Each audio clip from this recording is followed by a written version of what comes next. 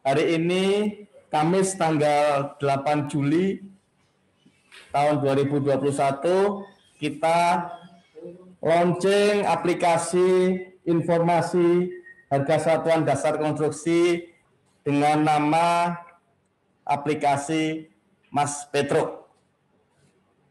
Launching dimulai.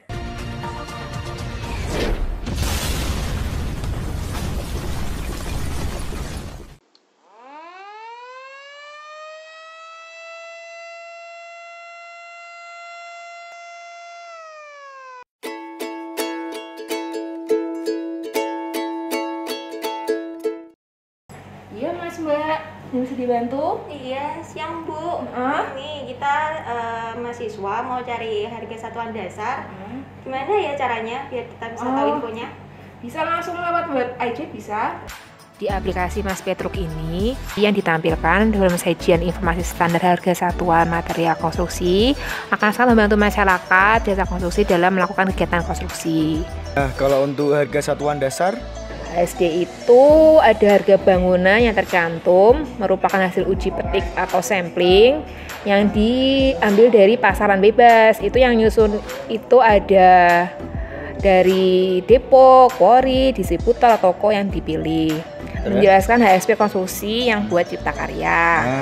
Nah, itu tuh HSP-nya merupakan harga satuan atau satuan jenis pekerjaan tertentu yang merupakan hasil perhitungan kebutuhan biaya tenaga kerja, bahan, dan peralatan itu berdasarkan dengan AHSP-nya berpedoman pada Permen PUPR nomor 28/PRT/M/2016.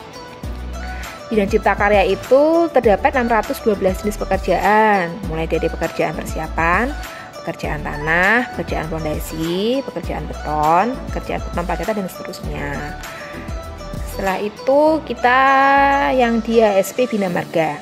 Itu Bina Marga berpedoman sama Permen PUPR nomor 28/PRT/M dan 2012.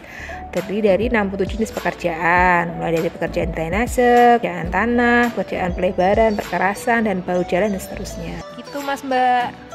Oh, jadi gitu ya Bu. Jadi lebih mudah ya sekarang kita kalau cari informasi tentang harga satuan dasar. iya Bu atas infonya, makasih Bu. Sebagai mahasiswa teknik sipil, saya sangat terbantu dengan adanya web Mas Petruk.